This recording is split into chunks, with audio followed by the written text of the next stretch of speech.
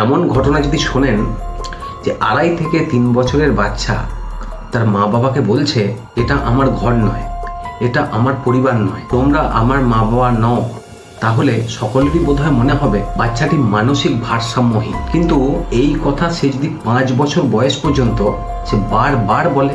হ্যাঁ, এই ঘটনা শোনার পর আমারও মনে হয়েছে পুনর্জন্ম হয় বই কি, তার এটাই একটা চাক্ষুষ প্রমাণ। আমিও বিশ্বাস করতে বাধ্য হয়েছি। সময়টা 28 আগস্ট 1983, আজ থেকে প্রায় 42 বছর আগেকার কথা। উত্তরপ্রদেশের আগ্রাতে এক ব্যবসায়ী বসবাস করতেন, নাম সুরেশ বর্মা। আগ্রার মাল রোডে একটা ইলেকট্রিকের দোকান, নাম সুরেশ রেডিও। সেখানে রেডিও, টিভি থেকে শুরু করে যাবতীয় ইলেকট্রনিক্সের দ্রব্য বিক্রি হতো। সুরেশবাবুর স্ত্রীর নাম হচ্ছে উমা, তিনি ছিলেন হাউসওয়াইফ, সঙ্গে 2টি বাচ্চা এবং সুরেশের বৃদ্ধ মা এবং বাবা। 6 জনের পরিবার, সুখী পরিবার। অর্থনৈতিকভাবে সুরেশ যথেষ্ট সচ্ছল। 28 আগস্ট 1983 সুরেশ নিজের দোকান বন্ধ করে, নিজের পরিচিত কিছু মানুষদের সঙ্গে দেখা করে। সেদিন বাড়ি ফিরতে একটু রাত হয় সুরেশের। তার নিজের বাড়ির রাস্তাটাও বেশ অন্ধকার। বাড়ির সদর দরজার কাছে সুরেশ এসে তার গাড়ির একটা লম্বা হর্ন দেয়, যাতে উমা নেমে এসে সদর দরজাটাকে খুলে দেয়, সে তার গাড়িটাকে পার্কিং করবে। হঠাৎ করেই 2 জন লোক সুরেশের গাড়ির দিকে ছুটে আসে। তারা সুরেশের গাড়ির সামনে এসে দাঁড়ায়। একজন ব্যক্তি কোমর থেকে একটা পিস্তল বার করে সুরেশ বর্মার দিকে লক্ষ্য করে পরপর 2টো গুলি ছোড়ে। গুলি দুটি গিয়ে লাগে সুরেশ বর্মার মাথার ডান দিকে। বাড়ির ভিতর থেকে উমা দৌড়ে বেরিয়ে আসে। ততক্ষণে যারা গুলি করেছে তারা উধাও। উমা এসে দেখে সুরেশ বর্মা তার নিজের গাড়ির সিটে পড়ে রয়েছে। জোর জোর চিৎকার করে তার স্ত্রী। আশেপাশে সমস্ত লোকজন জড়ো হয়। যত তাড়াতাড়ি সম্ভব সুরেশ বর্মাকে কাছে পিঠের হাসপাতালে নিয়ে যাওয়া হয়। চিকিৎসকরা তাকে মৃত বলে ঘোষণা করে। পুরো পরিবারের মধ্যে একটা শোকের ছায়া নেমে আসে। যেহেতু সুরেশ বর্মার দোকান থেকেই পরিবারের সমস্ত খরচা চলতো, সুরেশের ছেলেরাও খুব ছোট, বাবারও যথেষ্ট বয়স হয়েছে, তাই বাধ্য হয়ে সংসার চালানোর জন্য সুরেশের স্ত্রী তার দোকানে গিয়ে বসে। সুরেশের মৃত্যুর 3 বছর পার হয়। সালটা 1986। আগ্রা থেকে প্রায় 17 কিলোমিটার দূর একটা গ্রামের নাম বার। ওই গ্রামের একটা বাচ্চা যার বয়স হচ্ছে 3 বছর, নাম তরুণ সিং। পরিবারের লোকেরা তাকে ভালোবেসে টিটু বলে ডাকে। ওই পরিবারে টিটুই হচ্ছে সবথেকে ছোট। টিটুর 2 দাদা, খুব গরিব পরিবার। টিটুর অর্থাৎ তরুণ সিং এর জন্ম হয় 10 ডিসেম্বর 1983, সুরেশ বর্মার মৃত্যুর ঠিক 4 মাস পর। 1986 সালে টিটুর বয়স যখন 2.5 থেকে 3 বছর, তখন থেকেই কি যেন নিজের মনে বলতে থাকে। পরিবারে কেউ বুঝতেই পারে না তার কথা। টিটুর মায়ের নাম শান্তি দেবী, বাবার নাম মহাবীর প্রসাদ। 2.5 থেকে 3 বছর বয়সে টিটু তার মাকে বলে, আমি এখানে এমনিই চলে এসেছি, এটা আমার বাড়ি নয়, আমি আমার নিজের বাড়ি যাব। আমার নিজের বাড়ির কথা খুব মনে পড়ছে। কথাগুলি শোনার পর টিটুর মা অর্থাৎ শান্তি দেবীর মনে হয় এই যেন 3 বছরের বাচ্চা নয়, যেন বড় মানুষ কথা বলছে। মানুষের বয়স হলে যেমন কথা বলে ঠিক তেমনি টিটুর চলাফেরা, তার বসার ভঙ্গিমা, তার কথাবার্তা সমস্ত কিছু বড় মানুষের মতো। পরিবারে সবাই ভেবেছিল নিশ্চয়ই কিছু সমস্যা আছে, হয়তো মাথায় কিছু প্রবলেম, হয়তো মানসিক ভারসাম্যহীন। একে গরিব পরিবার, তার উপর আবার 1986 সালের কথা। পরিবারের মানুষজন আস্তে আস্তে ব্যাপারটাকে ইগনোর করতে থাকে।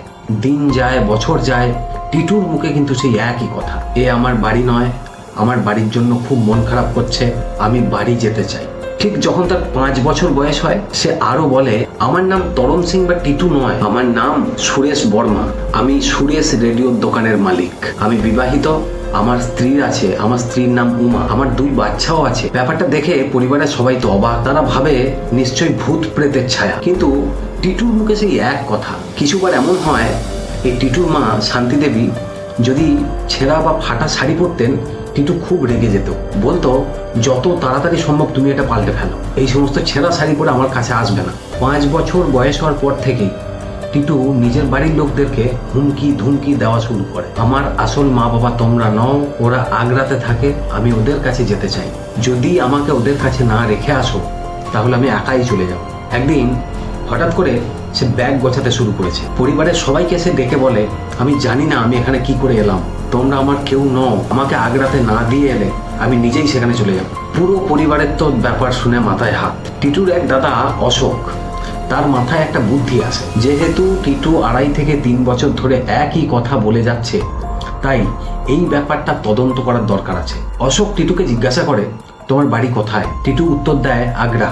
দোকান এবং বাড়ির 2টো ঠিকানায় টিটু কিন্তু অশোককে দেয়। সমস্ত কথা শুনে অশোক বলে, ঠিক আছে। মনে মনে ভাবে প্রথমে ব্যাপারটাকে দেখে আসি। ঠিক তার পরের দিনই অশোক আগ্রার উদ্দেশ্যে বের হয়। আগ্রা পৌঁছানোর পর মাল রোডে পৌঁছায়। খুঁজতে খুঁজতে বিভিন্ন মানুষকে জিজ্ঞাসা করে। হঠাৎ করেই তার একটা বোর্ড চোখে পড়ে। অশোক দাঁড়িয়ে দেখে বোর্ডটাকে চমকে ওঠে। নামটা সুরেশ রেডিও। ওই বোর্ডটা দেখেই অশোকের গা পুরো কাঁটা দিয়ে উঠেছে। নিজেকে একটু শক্ত করে সে দোকানের ভিতরে প্রবেশ করে। দোকানের ভিতরে প্রবেশ করার পর এক কর্মচারীকে সে বলে সুরেশ বাবুর সঙ্গে দেখা করতে চাই। কথাটা বলার সঙ্গে সঙ্গেই এক ভদ্রমহিলা এবং দোকানের সমস্ত কর্মচারী সবাই অশোকের দিকে তাকিয়ে থাকে, থমকে যায়। ভদ্রমহিলা অশোককে বলেন সুরেশবাবুর 5 বছর আগে মৃত্যু হয়েছে। লাইনটা শোনা মাত্র অশোক আঁতকে ওঠে যে টিটুর সঙ্গে সমস্ত কথা মিলে যাচ্ছে। অশোক জিজ্ঞাসা করে সুরেশবাবুর পুরো নাম কি? ভদ্রমহিলা উত্তর দেন সুরেশ বর্মা। দোকানে একটা ছবি ছিল যার মধ্যে মালা দেওয়া। অশোক আঙুল দেখে জিজ্ঞাসা করে উনি কে? ভদ্রমহিলা উত্তর দেন উনিই সুরেশ বর্মা। অশোক জিজ্ঞাসা করে ওনার মৃত্যু কিভাবে হয়?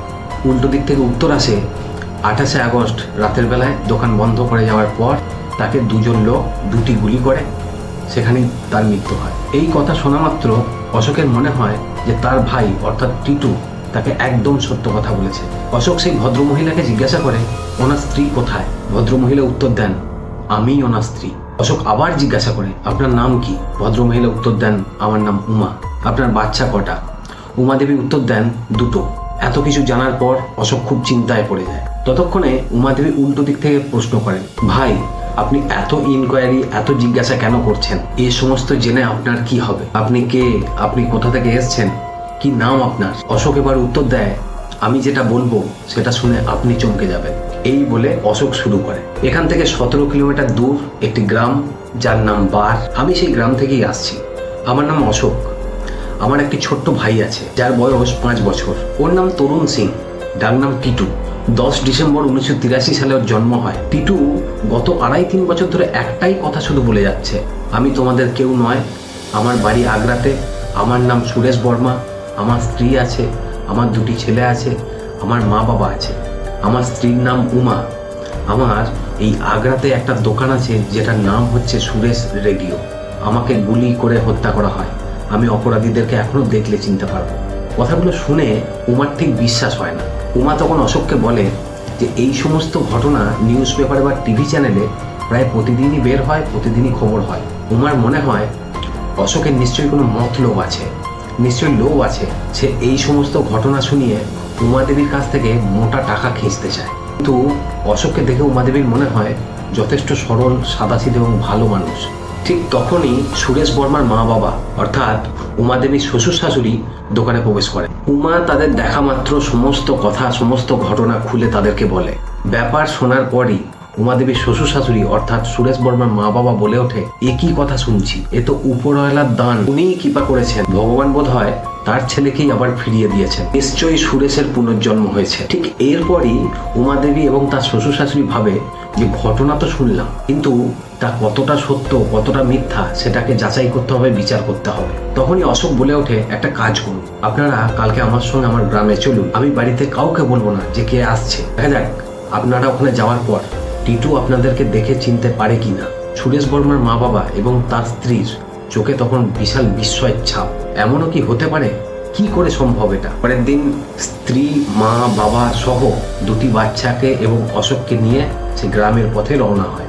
সকলে মিলে গ্রামে পৌঁছানোর পর যখন তারা বাড়ির মধ্যে প্রবেশ করে তখন টিটু খাওয়া দাওয়া করে হাত ধুচ্ছিল। অশোক চিৎকার করে বলে ওঠে টিটু দেখো কারা এসছেন। সবাই তখন নিস্তব্ধ। 2টি পরিবার সামনাসামনি। টিটু হাত ধোয়ার পর সামনে এগিয়ে আসে, দেখে অশোক ছাড়াও আরো 5-6 জন তার সামনে দাঁড়িয়ে রয়েছে। টিটু তার আগের জন্মের বাবাকে বলে বাবা কেমন আছো? সকলের চোখ তখন বিস্ফারিত। আঙুল দেখিয়ে বলে এটাই আমার মা। ঠিক তারপরই উমা দেবীকে দেখে একটু লজ্জা পায়। তারপর সকলকে উমার দিকে আঙুল দেখিয়ে বলে এটাই আমার স্ত্রী উমা। তার নিজের বাচ্চার দিকে আঙুল দেখিয়ে বলে এই 2টো বাচ্চা আমারই। তারপরেই তার এই জন্মের মা শান্তি দেবীকে বলে এই দেখো এরাই আমার আসল পরিবার। আমি তোমাদের কাছে কি করে এলাম সেটা আমি জানি না। অশোক সকলকে বসার জন্য জায়গা দেয়। সবাই বসার সময় টিটু উমাকে বলে উমা তুমি আমার কাছে বসো। একজন 5 বছরের স্বামী তার 40 বছরের স্ত্রীকে বলছে এই কথা। কিছুক্ষণ উমা টিটুর দিকে তাকিয়ে থাকার পর টিটুর পাশেই গিয়ে বসে। যখন 2 পরিবার বসে কথা বলছিল টিটু তখন উমাকে অনেক কথা জিজ্ঞাসা করে। তার পরিচিতদের নাম করে, কে কেমন আছে সেটা জিজ্ঞাসা করে, দোকান কেমন চলছে সেটাও জিজ্ঞাসা করে। এর মাঝে টিটু উমাকে এমন কিছু কথা জিজ্ঞাসা করে যেগুলো সুরেশ বর্মা আর উমা ছাড়া কেউ জানতো না। উমা বিস্ময় ভরা, কৌতূহল ভরা, জিজ্ঞাসা ভরা চোখে দেখতে থাকে টিটুর দিকে। এটাও কি সম্ভব? উমা তার শ্বশুরকে ডেকে বলে যে সমস্ত কথা টিটু বলছে সেটা সুরেশ বর্মা সে ছাড়া কেউ জানে না। হঠাৎ করে সবার মাঝে টিটু উঠে দাঁড়ায়, সকলকে জিজ্ঞাসা করে তোমরা কিসে এসেছো। কথাটা বলেই বাইরে যায়, গিয়ে দেখে একটা মারুতি গাড়ি দাঁড়িয়ে আছে। ফিরে এসে তার স্ত্রী মা বাবাকে জিজ্ঞাসা করে আমার ফিয়েট কার কোথায়, তোমরা মারুতি কেন এনেছো। আবার পরিবারের সবাই অবাক, তারা ভাবে এই বাচ্চা তো সবকিছুই ঠিকঠাক কথা বলছে। আবার উমাকে কোশ্চেন করে আমার ফিয়েট গাড়ি কোথায়, ওটাতে কেন তোমরা এলে না। উমা দেবী উত্তর দেয় বিক্রি করে দিয়েছি, অনেক পুরনো হয়ে গেছে। টিটু মুখ নামিয়ে বলে আচ্ছা, যে গাড়িতে সুরেশ বর্মার মৃত্যু হয়েছিল সেটা ফিয়েট গাড়িই ছিল। টিটু অর্থাৎ তরুণ সিংয়ের সমস্ত কথাতেই দুটো পরিবারই বারবার চমকে ওঠে, অবাক হয়। সুরেশ বর্মার পরিবার অর্থাৎ উমা এবং তার শ্বশুর শাশুড়ি ভাবে যে টিটুর আরও টেস্ট নেওয়ার দরকার আছে। সকলে মিলে ঠিক করে টিটুকে আগ্রা নিয়ে যাবে, সেখানে গিয়ে টিটু কি করে সেটাই দেখা। কিন্তু এই কথাটা টিটুকে লুকিয়ে যাওয়া হয়, তাকে বলা হয়নি তাকে কোথায় নিয়ে যাওয়া হচ্ছে। আগে কখনো টিটু আগ্রা যায়নি। সকলে মিলে টিটুকে ডেকে বলে চলো একটু ঘুরে আসি। টিটু সহ সকলে গাড়িতে চেপে আগ্রার উদ্দেশ্যে রওনা হয়। আগ্রা পৌঁছানোর পর এদিক ওদিক খানিক ঘোরাঘুরি হয়। হঠাৎ করে ড্রাইভার সেই রাস্তা ধরে যে রাস্তায় সুরেশ বর্মার দোকান। ড্রাইভারের সাথে উমাদেবীর আগেই কথা হয়েছিল যে টিটুকে টেস্ট করবে। গাড়িটা চলতে চলতে সুরেশ বর্মার দোকান থেকে কিছুটা এগিয়ে যায়। গাড়িতে বসে টিটু এদিক ওদিক দেখছিল। যেমনি টিটু দেখে যে দোকান পেরিয়ে এসেছে, টিটু ড্রাইভারকে গাড়ি থামাতে বলে আমার দোকান তো পেরিয়ে যাচ্ছ। গাড়ি থেকে নেমে টিটু দোকানের ভিতরে প্রবেশ করে। দোকানে ঢোকার পরে কাস্টমারের বসার যে বেঞ্চ আছে সেই বেঞ্চে টিটু দুবার চাপড় মারে। উমা দেবী আবার চমকে ওঠে। সকলে জিজ্ঞাসা করে কি হয়েছে। উমা উত্তর দেয় দোকানে ঢোকার পর এটা তার স্বামী সুরেশ বর্মার অভ্যাস। সুরেশ বর্মা দোকানে ঢোকার পরই বেঞ্চে দুবার চাপড় মার। দোকানের ভিতরে একটা ছবি দেখিয়ে টিটুকে জিজ্ঞাসা করা হয় এটা কে। টিটু উত্তর দেয় এটাই তো আমি। টিটু দোকানের চারিদিক ঘুরে ঘুরে দেখতে থাকে। উমাকে একটা কথা জিজ্ঞাসা করে, বলে এই শোকেসটা কবে করেছো, কেনই বা করেছো, কি জন্যই বা করেছো। উমা বলে হ্যাঁ, এই শোকেস আমি সুরেশ বর্মার মৃত্যুর পরই করেছি। সুরেশ থাকতে এই শোকেস ছিল না। এই ব্যাপার হওয়ার পর দুই পরিবারের মধ্যে কৌতূহলের শেষ নেই। সবাই যেন একদম হতভম্ব। সব টেস্টেই টিটু পাস। ঘটনার পর দিল্লি ইউনিভার্সিটির কিছু এক্সপার্টকে খবর দেওয়া হয়। তারা আসার পর তাদেরকে সমস্ত ঘটনা বলা হয়। তারা গোটা কেসটাকে স্টাডি করে। সমস্ত এক্সপার্ট মিলে তার 5 বছরের পুরনো পোস্টমর্টেম রিপোর্ট বের করে। এই রিপোর্টে দেখা যায় যে সুরেশ বর্মার ডান দিকের মাথায় দুটো গুলি লেগেছিল। ঘটনাচক্রে যখন টিটুর মাথার চুল কেটে ফেলা হয় তখন টিটুর মাথাতেও ওই দুটো জায়গাতে গুলির চিহ্ন দেখা যায়। ঘটনা ঘটার পরই সমস্ত সাংবাদিকের কাছে এই খবর যায়। সমস্ত নিউজ চ্যানেল এবং পেপারের যারা খবর করে তারা এই ঘটনা কভার করে। ইতিমধ্যেই টিটুর গ্রামের যে বাবা মা শান্তিদেবী এবং মহাবীর প্রসাদ তারা খুব চিন্তায় পড়ে যায়। টিটু পূর্বের জন্মে বেশ পয়সাওয়ালা ঘরের ছেলে ছিল, সে কি তাদের কাছে থাকবে যদি তাদেরকে ছেড়ে চলে যায়। খুব কান্নাকাটি করে টিটুর মা শান্তিদেবী। অপরদিকে উমাদেবী এবং তার শ্বশুর শাশুড়ি খুব খুশি, ভগবান তাদের ছেলেকে তাদের কাছে ফিরিয়ে দিয়েছে। কিন্তু সমস্যা হয় একটা জায়গাতে, 5 বছরের স্বামী এবং 40 বছরের স্ত্রী। এটা বোধহয় এই সমাজের পক্ষে সম্ভব নয়। এরপর দুই পরিবার মিলে এই সমস্যার সমাধান বের করে। যে যেমন আছে তারা তেমনিই থাকবে। দুই পরিবারের মধ্যে যথেষ্টভাবে আসা যাওয়া হবে। পরে টিটু তার গ্রামের বাড়িতেই থেকে যায়, সেখান থেকেই পড়াশোনা করে, স্কুল পাস আউট করে। পরবর্তীকালে উত্তরপ্রদেশ বেনারস হিন্দু ইউনিভার্সিটিতে অ্যাসিস্ট্যান্ট প্রফেসর হিসাবে চাকরি পায় টিটু। এখন এই 2025 সালে এসে সুরেশ বর্মা বলুন কি টিটু বলুন কি তরুণ শর্মা বলুন, এখনো তিনি পড়ান বেনারস হিন্দু ইউনিভার্সিটিতে। পূর্বের জন্মের পরিবারের সঙ্গেও তিনি যথেষ্ট যোগাযোগ রেখেছেন। পরে সংবাদ মাধ্যমে টিটুর একটা ভিডিও প্রকাশ হয়, সেটা আপনাদের সামনে।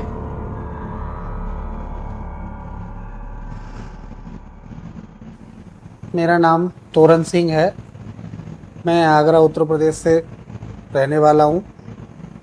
मेरे को अपने पुराने जन्म की याददाश्त है जिसमें कि मेरा नाम सुरेश था, जो कि आगरा में जिसका मर्डर हुआ था। কি এবার বিশ্বাস হলো তো পুনর্জন্ম হয়?